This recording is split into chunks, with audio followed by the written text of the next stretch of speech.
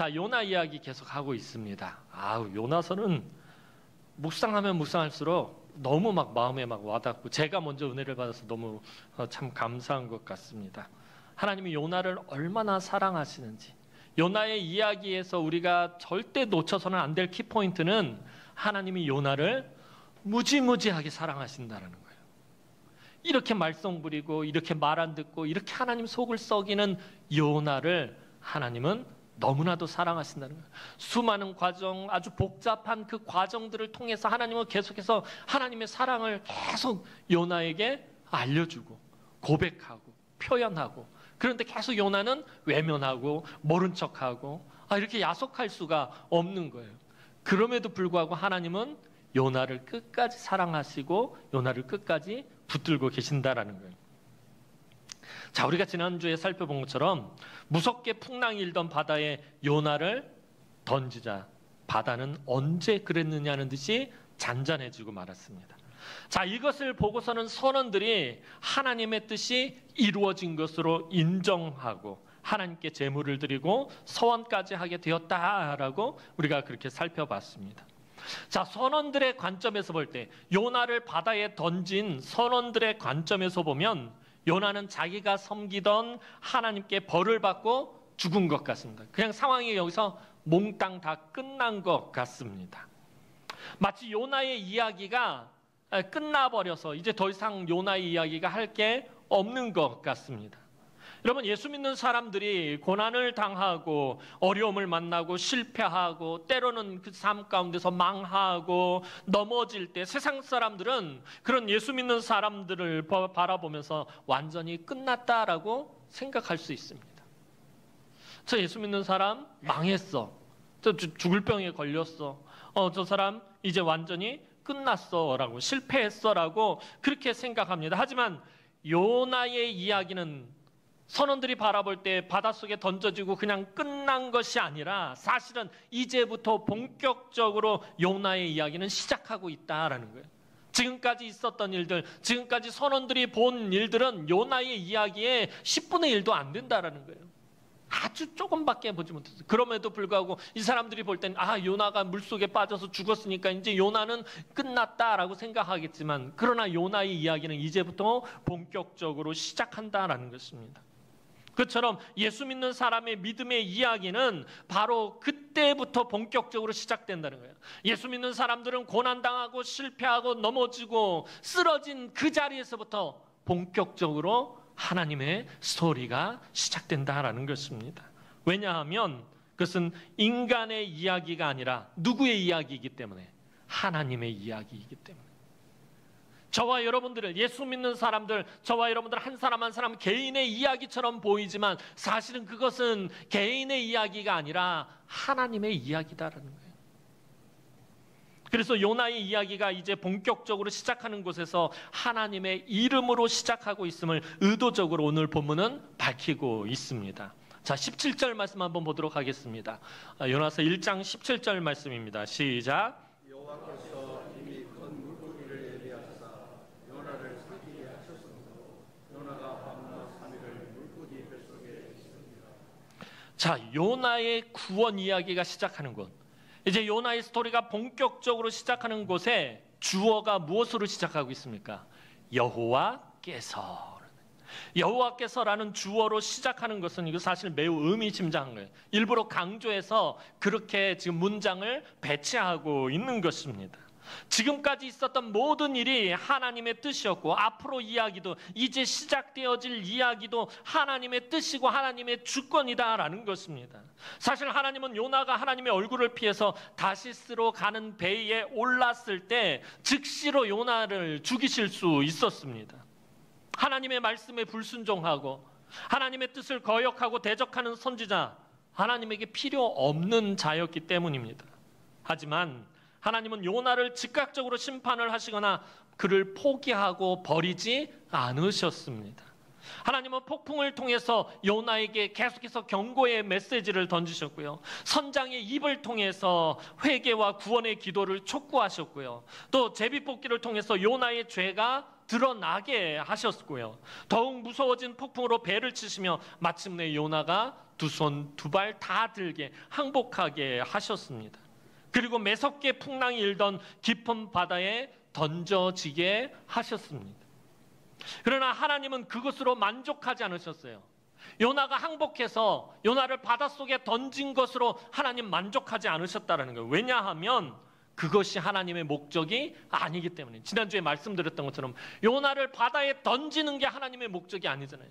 요나가 깊은 바다에 빠져서 죽는 것이 하나님의 목적이 아니다라는 거예요. 지금까지 왜 하나님께서 이렇게 여러 가지 일들을 계속해서 복합적으로 행하신 것입니까? 요나를 니느웨로 보내서 니느웨 백성들을 살리는 것이 하나님의 목적이기 때문입니다. 그래서 다시스로 가는 배에서 다른 배로 옮겨가게 하셨어요. 그 배는 다시스로 가는 배와는 전혀 차원이 다른 배입니다.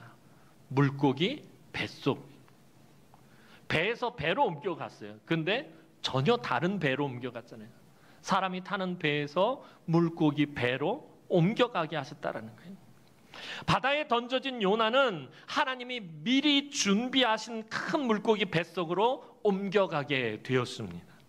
근데 여기서 이 단어가 참 재밌는 게 이게 예비하다라는 말은 하나님께서 미리 예비하신 큰 물고기 할 때 이 예비하다라는 말은요, 히브리어에서 원래는 어떤 뜻으로 주로 사용되는 말이었냐면 숫자를 세다, 번호를 매기다라는 그런 의미로 주로 쓰는 단어입니다. 그런데 오늘 본문에서처럼 때로는 이게 어떤 단어로 사용되냐면 예비하다, 임명하다라는 뜻으로 써요. 그러니까 왜 숫자를 세고 번호를 먹이는 이유는 뭐냐 하면 뭔가를 준비하기 위해서, 뭔가를 임명하기 위해서 숫자를 파악하고 번호를 매긴다는 거예요. 그래서 그런 관점에서 이 숫자를 세다, 번호를 먹이다라는 말을 파생시켜가지고 더 넓은 의미로 예비하다, 임명하다라는 말로도 사용한다라는 거예요. 그러니까 하나님은 바닷속에 그 수많은 물고기를 다 셀 수 있는 분이에요. 그죠? 하나님이 셀 수 없는 게 어디 있어요? 하나님은 이 땅에 있는, 바닷가에 있는 모래알 한 알 한 알까지 다 셀 수 있는 분이십니다. 바닷속에 있는 그 수많은 물고기들, 그 엄청난 수의 물고기들 하나님 다 셀 수 있어요. 그 중에서 특별히 아주 큰 놈을 하나님 따로 부르셨다라는 거예요. 바닷속의 물고기들을 하나님께서는 플랑크톤, 아주 눈에 보이지 않는 작은 것에서부터 큰 고래까지 다 세실 수 있는데 그 중에서 아주 특별한 놈, 아주 큰 놈을 따로 부르셨다라는 것입니다. 그리고 하나님은 그 큰 물고기에게 이제 곧 바다에 던져지는 요나를 삼키라는 사명을 주셨습니다.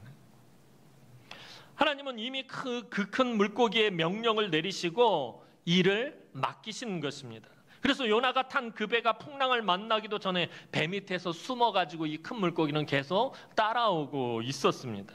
그러다가 요나가 던져지자 잽싸게 삼켜버린 것입니다. 여러분, 이 장면을 잘 보셔야 되는 게 하나님의 말씀을 지지리도 안 듣고 속을 썩이는 선지자와 하나님의 말씀에 너무나 신실하게 순종하는 물고기와도 의도적으로 여기서 대조를 이루고 있는 거예요. 하나님께서 예비하신 큰 물고기라는 말은요, 아까 말씀드렸잖아요. 하나님께서 바닷속의 물고기를 다시 아주 특별히 큰 놈을 하나 불러가지고 이제 요나가 물속에 던져지면 너는 그 요나를 삼켜라. 예비하신 거예요. 그에게 사명을 주신 거예요. 그가 그 큰 물고기가 이 요나를 잡아먹을 수 있도록 하나님께서 임명하신 것이에요. 그러니까 하나님이 주신 사명을 너무나 신실하게 순종하는 물고기와 하나님의 말씀을 지지리도 안 듣는 하나님의 선지자와 비교하고 대조하고 있는 거예요. 자, 이처럼 하나님께서 예비하신 큰 물고기가 요나를 집어삼킨 것은 하나님의 뜻이 그대로 이루어졌음을 의미하는 것입니다. 지난주에 말씀드린 것처럼 성경의 가장 중요한 관점 중에 하나가 하나님의 뜻이 이루어지는 것입니다. 하나님이 계획하시고 작정하시고 뜻하신 것이 이 땅 가운데서 이루어지는 것입니다. 하나님은 이 땅의 모든 것뿐만 아니라 우주 만물을 창조하신 분입니다. 그래서 이 모든 것이 다 하나님께 복종하지 않을 수 없어요. 하나님이 애굽을 치실 때 나일강에 있는 모든 개구리를 다 불러 모으셨어요. 나일강에 있는 모든 개구리 집합! 하나님 말씀하시니까 하나님 그 말은 다시 말하면 하나님이 나일강에 있는 모든 개구리를 세셨다는 거예요. 다 불러 모으셨어요. 또 하나님께서 아프리카 대륙 북쪽에 있는 모든 메뚜기를 다 애굽에 집합시키셨어요. 아프리카 북쪽 그 대륙에 있는 모든 메뚜기 숫자를 하나님 다 세시고서는 너희들 다 애굽으로 모여라고 하나님 명령하신 거예요. 그래서 메뚜기 떼가 애굽으로 몰려온 것입니다. 여러분, 이스라엘 자손이 광야에서 말썽을 부리자 광야에 있던 모든 불뱀을 하나님 모아오셨어요. 광야에 있는 모든 불뱀들의 숫자를 하나님 세고 계셨다라는 거예요. 그리고 그 뱀들을 다 불러 모아오셨어요. 이처럼 하나님은 자연의 모든 것을 다 세시고 다 복종하게 하시는 분이십니다. 여러분, 우리 예수님도 그 공생애의 기간 중에 물고기를 불러 모으신 적이 있습니다. 여러분 너무나 잘 아시잖아요. 베드로와 안드레와 야고보와 요한을 제자로 부르실 때 그들이 밤이 새도록 수고했지만 물고기 한 마리 잡지 못했을 때 예수님은 갈릴리에 있는 모든 물고기를 깊은 쪽으로 불러 모으셨어요. 예수님은 갈릴리 바닷속에 있는 물고기를 다 세고 계셨던 거예요. 너희들 다 깊은 쪽에 와 있어라고 예수님 명령하신 것이에요. 그리고 제자들에게 뭐라고 말씀하셔요? 깊은 곳에 그물을 던져라. 그들이 그물을 예수님의 말씀에 순종해서 그물을 던졌을 때 그물이 찢어질 만큼, 그래서 배가 물에 잠길 만큼 많은 물고기를 잡히게 하셨어요. 부활하신 후에도 예수님이 또 한 번 물고기를 불러 모으셨어요. 갈릴리에서 물고기를 잡는 제자들, 물고기 한 마리도 또 못 잡은 거예요. 그때 예수님 뭐라고 하셔요? 배 오른편에 그물을 던져라. 예수님께서 이번에는 정확하게 숫자까지 세셨어요. 153마리를 그 그물에 잡히게 하셨습니다. 우리 주님은 갈릴리 물고기 153마리를 정확하게 세어서 예비하시고 그들에게 사명을 주시고 부르셨다라는 거예요. 물고기들은 예수님의 명령에 따라 제자들에게 잡히기 위해서 배 밑에서, 배 오른쪽에서 대기하고 있었습니다. 애굽을 개구리와 메뚜기로 치실 때도 그냥 하나님이 무작정 부르신 것이 아니라 애굽을 치기 위해 딱 알맞은 수만큼 하나님은 그 숫자를 세어서 예비하시고 애굽을 치는 용사로 그들을 임명하시고 하나님의 뜻에 따라 부르셨다라는 것입니다. 여러분, 10가지 재앙에서 등장하는 그런 벌레들조차도, 개구리, 파리, 벌레, 모든 것조차도 하나님이 다 숫자를 세셨다는 거예요. 아까 말씀드렸던 것처럼 이 숫자를 세다라는 말에서 예비하다라는 말이 나온 거예요.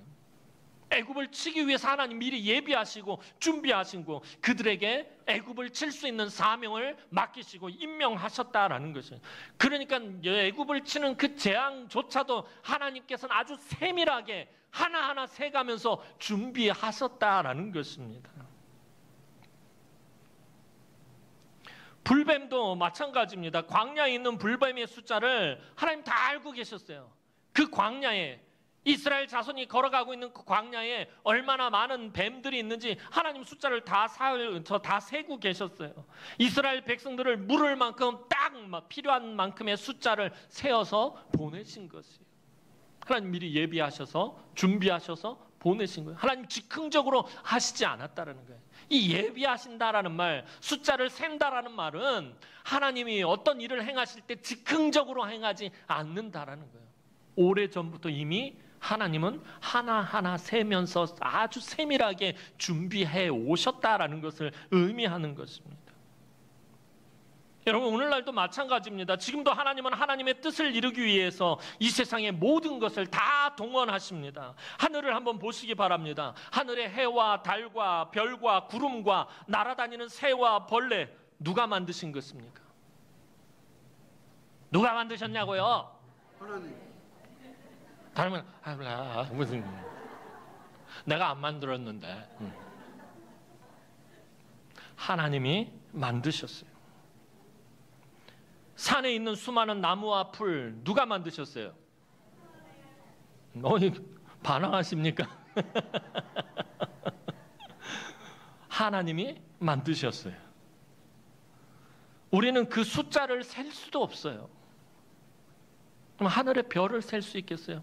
우리 앞산에 있는 나무 숫자라도 셀 수 있어요? 못 세요. 하나님은 그 모든 것의 숫자를 헤아리시는 분이십니다. 왜 하나님은 그 숫자를 다 알고 계시고, 왜 하나님 심심해서 수천 년 전부터 하나님 할 일 없어서 심심해서 나무 숫자 세고 있고 모래알 숫자 세고 계신 거예요? 아니에요. 하나님의 뜻을 이루기 위해서 하나님께서 창조하신 모든 것들의 숫자를 셀 수 있으신 분이신 거예요. 그 숫자를 세어서 하나님 필요한 만큼 불러서 사용하시는 거예요. 바다의 물고기도 마찬가지입니다. 바닷속 그 수많은 물고기의 숫자를 하나님 다 알고 계시고 다 세셨어요. 그 중에서 아주 큰 놈, 지금 이 상황에 가장 적절한 놈을 하나님 선택하고 부르신 것이에요. 1장 17절 상반절 말씀 다시 한번 보도록 합시다. 1장 17절 상반절 말씀입니다. 시작. 여호와께서 이미 큰 물고기를 예비하사 요나를 삼키게 하셨습니다. 요나를 막 물속에 빠뜨리니까 하나님 급해가지고 물고기 어디 있어, 물고기 막 즉흥적으로 갑자기 지나가는 물고기 잡아다가 요나를 삼키게 하신 것이 아니라는 거예요. 이미 오래전부터 하나님은 예비하시고 준비하시고 기다리시고 계셨다라는 거예요.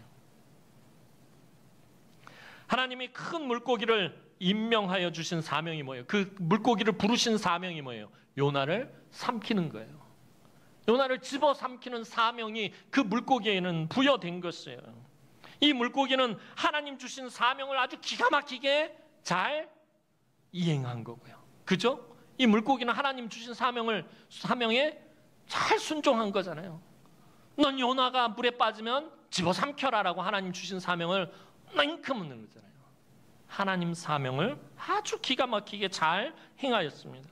요나가 바다에 던져지자마자 바로 그냥 꿀꺽하고 삼켜버렸어요.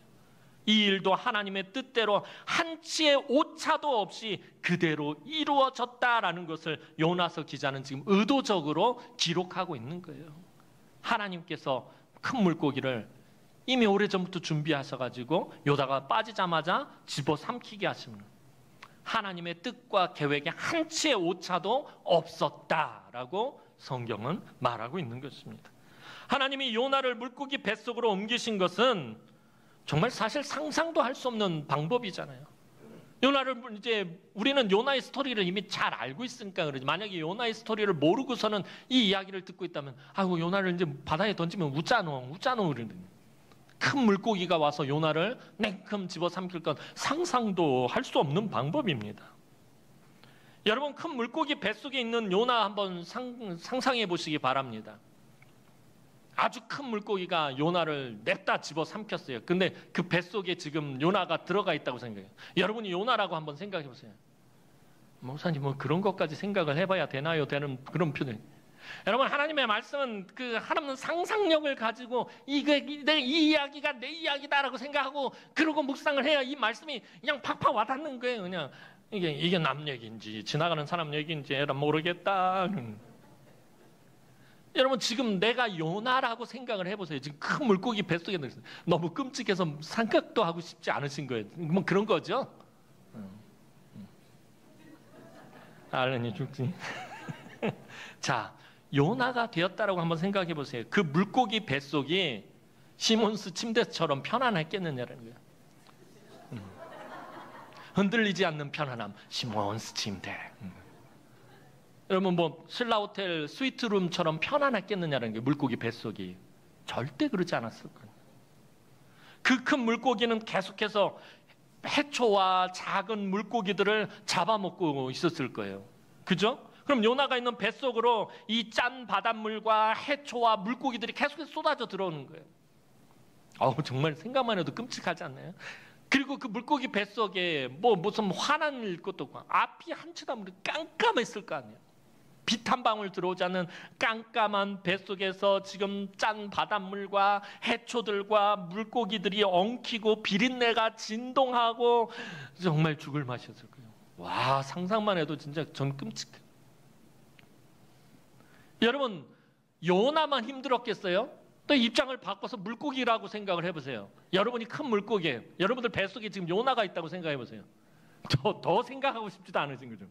내 뱃속에 요나가 있다라니.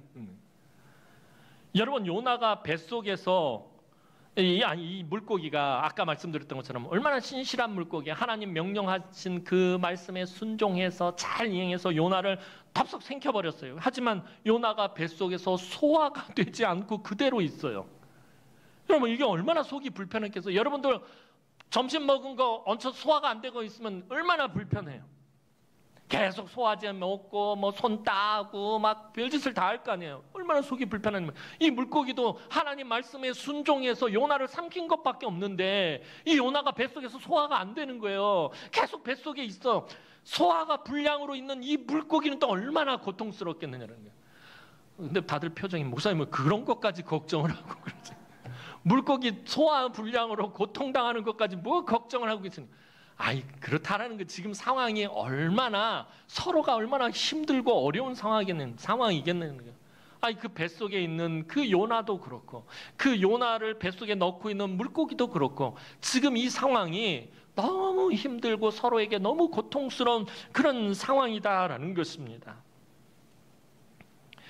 여러분, 정말 생각만 해도 끔찍한 거예요. 이 짠 것과 비린 거, 아침에도 말씀드렸지만 이 짠 것과 비린 거 정말 싫어하는 저로서는 이 너무나도 끔찍한 상황입니다.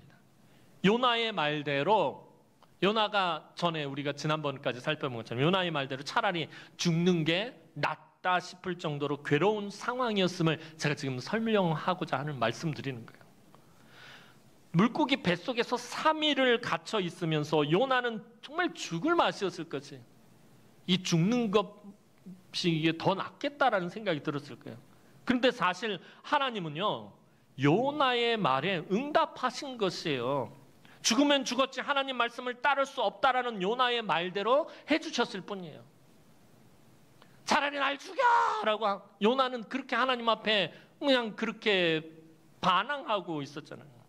차라리 나를 죽여라라고 외치던, 나 죽어도 니느웨 못 가겠다. 나가서 니느웨 백성들, 그 악한 원수들, 그 악한 죄인들 살아나는 꼴은 난 죽어도 못 보겠다. 차라리 절 죽이십시오라고 요나가 그렇게 말한 거나 마찬가지잖아요. 그의 행동이. 하나님 거기에 적절하게 지금 응답하신 것이에요. 요나를 물고기 뱃속에 던져서 서서히 죽어가게 하셨어요. 물고기 뱃속에서 요나는 살아도 산 게 아니었습니다. 서서히 죽어가면서 그곳에서, 그 물고기 뱃속에서 소화가 되지 않으면서 계속해서 그 힘들고 어려운 상황, 그 깜깜한 뱃속에서 요나가 깨달은 것이 있어요. 죽음이라는 것이 얼마나 무섭고 두려운 것인지 깨닫게 되는 거예요. 여러분, 죽음의 상황에 직면할 때야 비로소 죽음이 얼마나 무서운지 알게 되는 거예요. 그러잖아요. 그냥 우리 건강하고 아무 문제 없을 때 죽음 그러면 나하고는 아무 상관없는 이야기 같잖아요. 저 예전에 고등학교 2학년 때 교통사고 나가지고 병원에 2달 입원한 적 있었는데요. 정말 차가 와서 들이받아가지고서는 그다음부터 정신 아무 저기가 없어요. 그냥 그때 정신이 나가버렸으니까. 이게 정신이 돌아오고 보니까 다리 하나 이렇게 깁스해가지고 침대에다 올려놓고 있더라고요.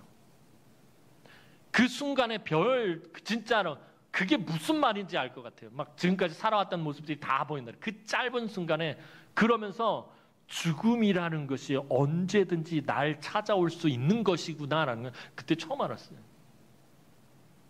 여러분, 죽음이라는 건 정말 무섭고 두려운 것이다라는 것을 죽음에 직면해 봐야 깨닫게 된다라는 거예요. 요나도 물고기 뱃속에서 3일 동안 있으면서 이게 살아도 산 것이 아니고 서서히 죽어가고 있는 물고기 뱃속에서 죽어가면 하나님이 요나로 무엇을 깨닫게 하는 게 죽음에 대해서 알게 하시는 거예요. 죽음의 공포, 죽음의 두려움에 대해서 알게 하시는 것이죠. 근데 왜 그렇게 하셨느냐는 거예요.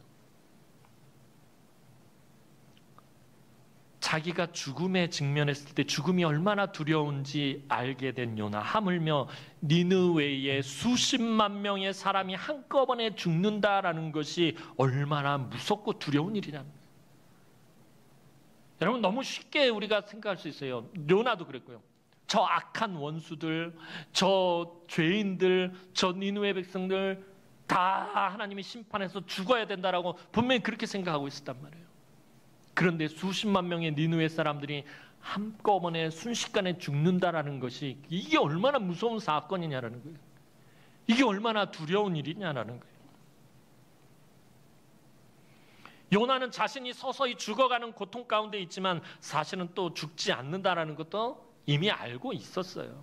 앞서서 말씀드렸듯이 하나님이 요나를 죽이시려고 했다면 벌써 죽이셨을 거예요.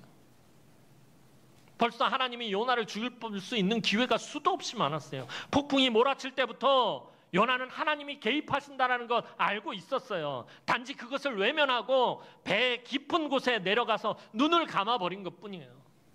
그런 요나를 하나님은 다시 큰 물고기 뱃속 깊은 곳으로 내려가게 하신 것이에요. 그리고 요나는 드디어 하나님께 기도하기 시작. 그러니까 하나님이 요나를 물고기 뱃속에서 죽음의 두려움에 직면하게 하신 이유가 뭐예요? 하나님께 기도하게 하기 위해서입니다. 드디어 하나님께 요나가 기도하기 시작합니다. 오늘 본문 2장 1절 말씀 보도록 하겠습니다. 요나서 2장 1절 말씀입니다. 시작.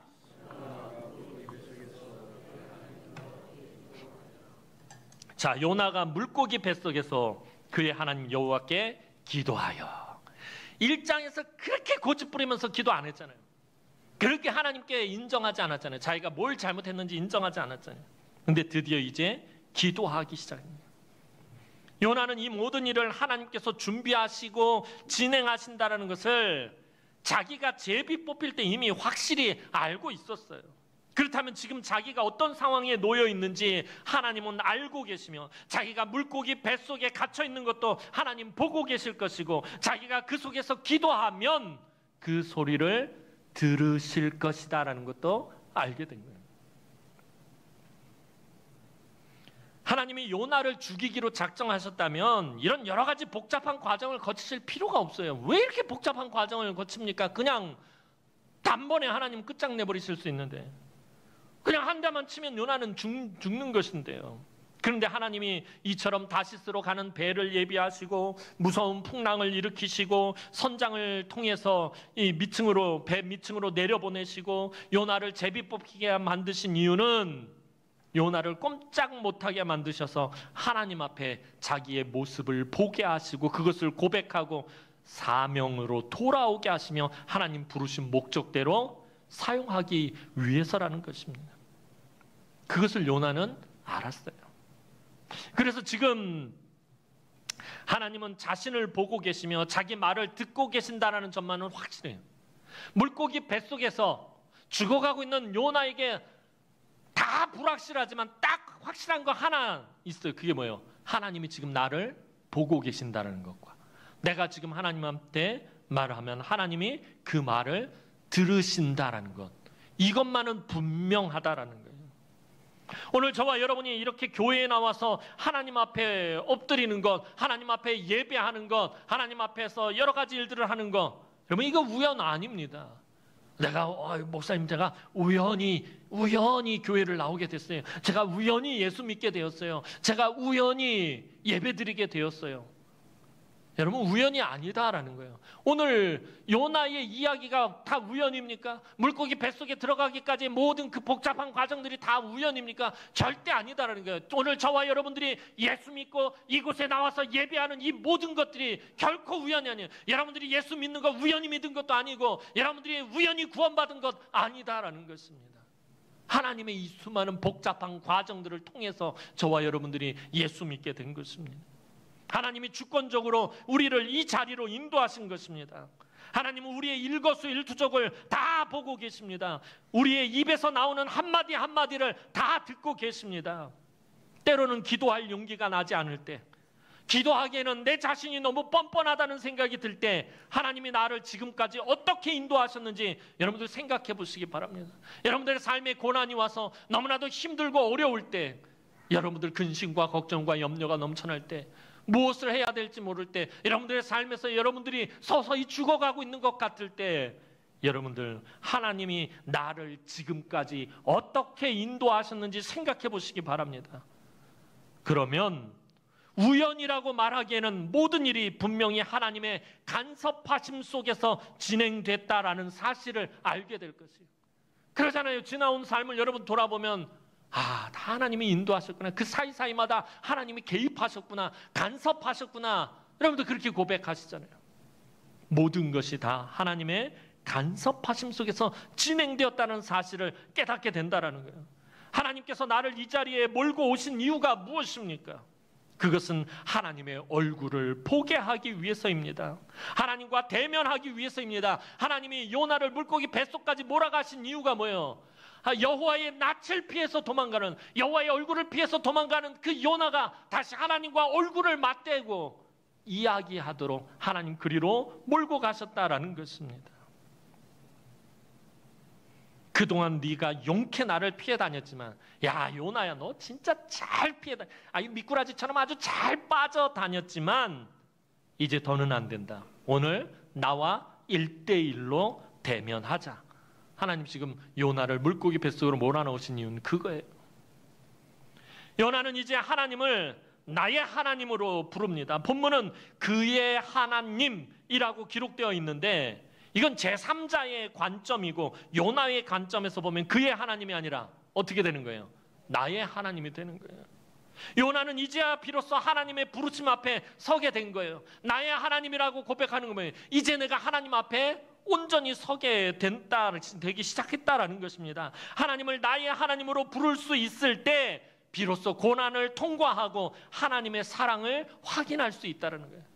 여러분들의 삶에 고난이 찾아왔을 때 나의 하나님이라고 고백하기가 이게 쉬운 일이 아니에요. 그런데 내가 일단 나의 하나님이라고 고백하는 그 순간 그 고난을 통과하기 시작하고 그 고난 속에서 하나님의 사랑을 깨닫게 된다는 것입니다.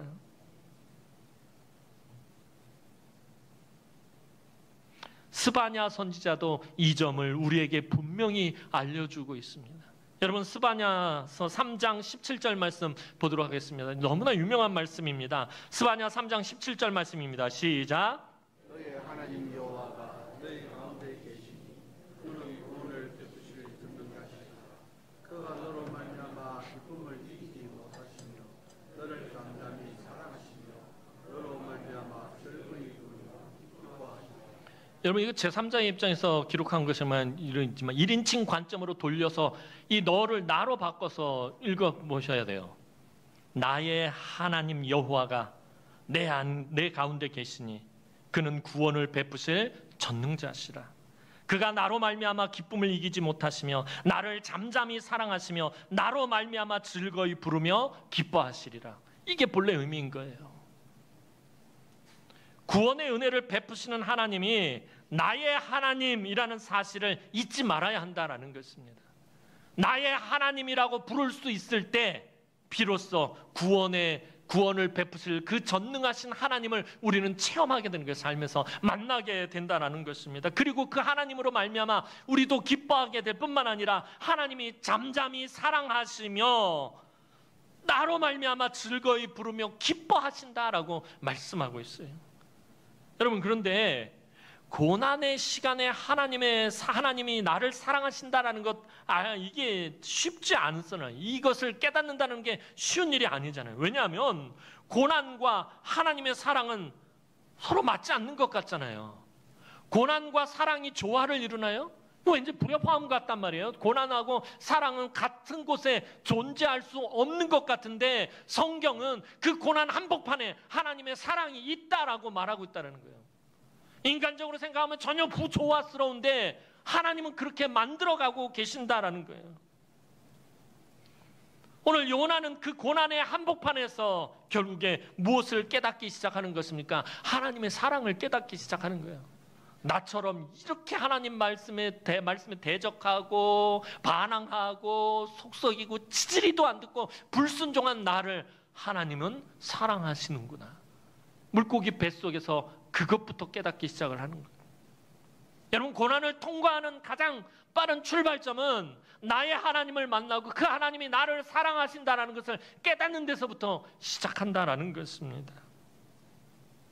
요나서의 정말 중요한 핵심을 요나가 이제 발견하기 시작한 거예요. 요나서가 시작된 이래로 제가 계속해서 여러분들에게 말씀을 드렸잖아요. 하나님이 요나를 얼마나 사랑하시는가, 이것을 이제 요나는 발견하기 시작합니다. 하나님이 이 문제 많은 요나를 너무나도 사랑하신다라는 것을 이제 깨달아가기 시작을 하는 거예요. 하나님은 요나를 물고기 뱃속에서 죽이시려고 했던 것이 아니라 요나를 그 무서운 폭풍 속에서 구출하려고 하셨던 것입니다. 하나님은 이미 요나를 그 풍랑에서 구출하실 계획을 세우셨어요. 요나를 향한 하나님의 사랑은 끝이 없다라는 것입니다. 하지만 하나님은 요나에게서 한 가지 반드시 원하시는 것이 있어요. 하나님이 요나를 그토록 사랑하시지만 이 요나에게 원하시는 것이 딱 한 가지 있다라는 거예요. 그게 뭐냐라는 거예요. 그것은 그가 하나님을 찾고 구하며 기도하는 것이었던 거예요. 하나님을 찾고 구하는 것이었던 거예요. 요나가 기도를 통해서 이 모든 것이 너무나도 부족하고 연약한 자기를 구하기 위한 하나님의 계획이었음을 인정하기를 하나님 원하셨다는 거예요. 이 모든 과정, 이 복잡한 과정이 하나님이 얼마나 요나를 사랑하신 일인지 그것을 인정하기를 하나님 원하셨다라는 것입니다. 그것을 인정해야 비로소 요나는 하나님이 주시는 사명을 새롭게 감당할 수 있기 때문입니다. 사랑하는 성도 여러분, 하나님은 온 우주 만물을 창조하셨고 그것을 다스리시고 통치하시는 주권자입니다. 모든 것을 셀 수 있고 바닷속 그 많은 물고기를 다 세시며 필요한 물고기를 불러서 하나님의 뜻을 위해 사명을 주시고 대기시키시는 분입니다. 하나님은 우리를 구원하시기 위해 이렇게 우리가 상상도 할 수 없는 수천 수만 가지 방법을 가지고 계신다라는 거예요. 저와 여러분들을 하나님의 구원받은 백성으로 만들기 위해서, 예수 믿는 사람 만들기 위해서 하나님은 수천 수만 가지 방법을 다 동원하셨다는 거예요. 이 지구상에 있는 모든 것들의 숫자를 다 세어서라도 저와 여러분들을 예수 믿고 구원받게 만드실 계획을 수도 없이 가지고 계셨다라는 것입니다. 그리고 하나님이 우리에게 원하시는 것은 우리가 우리의 모습을 정직하게 하나님께 고하기를 원하세요. 다른 걸 원하는 것이 아니라, 하나님, 내가 이렇게 부족하고 내가 이렇게 더러운 죄인인데 나 같은 것을 하나님 구원하셨습니다. 이걸 인정하기를 하나님 원하신다는 거예요. 우리에게 뭐 다른 걸 원하시는 것이 아니라. 우리가 하나님을 믿음으로 찾고 구할 때 하나님은 분명히 생각지도 못한 방법으로 우리에게 은혜를 베풀어 주실 거예요. 여러분, 지금 삶 가운데서 혹시라도 힘드신 분 계세요? 어려우신 분들 계세요? 하나님을 찾고 구하시기 바랍니다. 여러분들이 상상도 못할 방법으로 하나님은 은혜를 베풀어 주실 것입니다. 고난은 우리로 하여금 하나님을 찾고 구하게 만듭니다. 물고기 뱃속에서 요나는 비로소 하나님을 찾고 구하며 기도하기 시작했어요. 이제 하나님의 뜻을 한 가지 이루기 시작한 것입니다. 그런데 여기서부터 하나님의 모든 것이 시작된다라는 것이에요. 여러분, 사도 바울이 다메섹으로 가다가 주님을 만나고 눈이 멀어서 간신히 다메섹으로 이끌려 들어가자 그가 다메섹에서 한 일이 뭐라고 그랬어요? 지난번에 이 사도 바울 이야기할 때 그가 주님을 만나서 그 밝은 빛에 눈이 멀고 간신히 다메섹에 이끌려 가서 어느 집에 들어가서 그가 3일 동안 한 게 뭐예요? 기도했다라고 성경은 말하고 있어요. 사도행전 9장 11절 말씀 보겠어요. 사도행전 9장 11절 말씀입니다. 시작.